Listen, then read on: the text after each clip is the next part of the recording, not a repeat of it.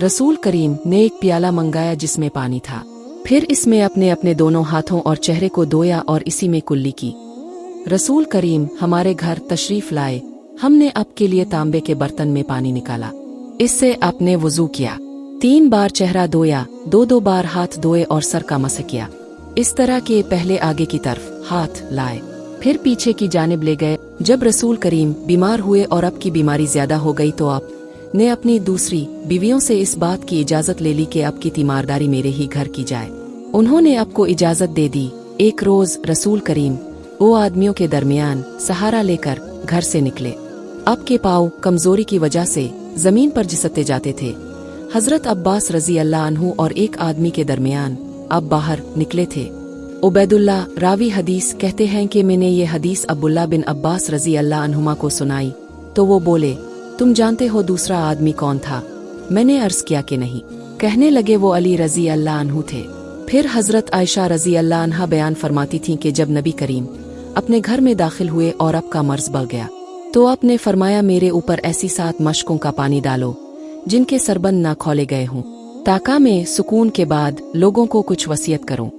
चुनांचे अब को हजरत हिफ्सा रसूल अल्लाह की दूसरी बीवी के लगन में जो तांबे का था बिठा दिया गया और हमने अब पर उन मशकों से पानी बहाना शुरू किया। जब अब हमको इशारा फरमाने लगे कि बस अब तुमने अपना काम पूरा कर दिया तो इसके बाद अब लोगों के पास बाहर तशरीफ ले गए। मेरे चचा बहुत ज्यादा वुजू किया करते थे, आये के वुजू में बहुत पानी बहाते थे। एक दिन उन्होंने अब्दुल्लाह बिन जैद रजी अल्लाह अन्हु से कहा कि मुझे बतलाई रसूल अल्लाह किस तरह वुजू किया करते थे। उन्होंने पानी का एक तश्त मंगवाया, इसको पहले अपने हाथों पर झुकाया, फिर दोनों हाथ 3 बार धोए, फिर अपना हाथ तश्त में डालकर पानी लिया और एक चुल्लू से कुल्ली की और 3 मरतबा नाक साफ की। फिर अपने हाथों से एक चुल्लू पानी लिया और 3 बार अपना चेहरा धोया। फिर कुहनियों तक अपने दोनों हाथ 2 बार धोए। फिर हाथ में पानी लेकर अपने सर का मस किया। तो पहले अपने हाथ पीछे ले गए, फिर आगे की तरफ लाए, फिर अपने दोनों पाँव गोए और फरमाया कि मैंने रसूल करीम को इसी तरह वुजू करते देखा है। रसूल करीम ने पानी का एक बर्तन तलब फरमाया तो आपके लिए एक चौड़े मुन का प्याला लाया गया जिसमें कुछ थोड़ा पानी था। अपने अपनी उंगलियां इसमें डाल दी। अनस कहते हैं कि मैं पानी की तरफ देखने लगा, पानी आपकी उंगलियों के दरमियान से फूट रहा था। अनस कहते हैं कि इस एक प्याला पानी से जिन लोगों ने वुजू किया वो 70 से इसी तक थे। रसूल करीम जब घोते ये कहा कि जब नहाते तो 1 सा से लेकर 5 मद तक पानी इस्तेमाल फरमाते थे और जब वुजू फरमाते तो 1 मद आनी से। रसूल करीम ने मौज़ों पर मसह किया।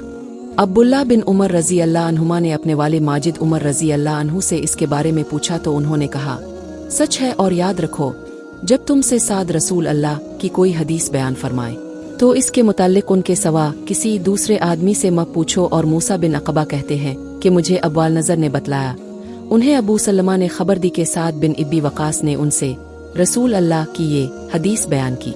फिर उमर रजी अल्लाह अन्हु ने अपने बेटे अब्दुल्ला से ऐसा कहा। एक दफा आप रफ हाजत के लिए बाहर गए तो मुगीरा पानी का एक बर्तन लेकर आपके पीछे गए।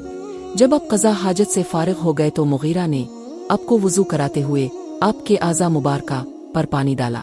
आपने वुजू किया और मौज़ों पर मस फरमाया। उन्होंने रसूल करीम को मौज़ों पर मस करते हुए देखा। इस हदीस की मताबत में हर्ब और अबुन ने यहया से हदीस नकल की है। मैंने रसूल करीम को अपने अम्मामे और मौज़ों पर मस करते देखा। इसको रिवायत किया मुअम्मर ने यहया से, वो अबू सलमा से। उन्होंने उम्रों से मताबत की और कहा कि मैंने रसूल अल्लाह को देखा, अब वाकई ऐसा ही किया करते थे। मैं एक सफ़र में रसूल करीम के साथ था तो मैंने चाहा कि वुजू करते वक्त अब के मोज़े उतार डालो। आपने फरमाया कि उन्हें रहने दो, चूंकि जब मैंने उन्हें पहना था तो मेरे पाँव पाक थे, यानी मैं वुजू से था। बस आपने उन पर मस किया। उन्होंने रसूल अल्लाह को देखा कि अब बिक्री के शाना से काट काट कर खा रहे थे। फिर अब नमाज के लिए बुलाए गए तो अपने छुरी डाल दी और नमाज पढ़ी, नया वुजू नहीं किया। फतह खैबर वाले साल वो रसूल करीम के साथ सहबा की तरफ, जो खैबर के करीब एक जगह है, पहुँचे। आपने असर की नमाज पढ़ी, फिर नाश्ता मंगवाया गया तो सिवाय सत्तू के और कुछ नहीं लाया गया। फिर आपने हुक्म दिया तो वो भिगो दिए गए। फिर रसूल करीम ने खाया और हमने भी खाया। फिर मगरिब की नमाज के लिए खड़े हो गए। अपने कुल्ली की और हमने भी। फिर अपने नमाज पढ़ी और रसूल करीम ने फरमाया कि जब नमाज पढ़ते वक्त तुम में से किसी को ऊँग आ जाए तो चाहिए कि वो सो रहे यहाँ तक कि नींद का असर इससे ख़त्म हो जाए, इसलिए कि जब तुम में से कोई शख्स नमाज पढ़ने लगे और वो ऊँग रहा हो तो वो कुछ नहीं जानेगा कि वो खुदा से मग़फ़िरत तलब कर रहा है, आपने नफस को बद्दुआ दे रहा है।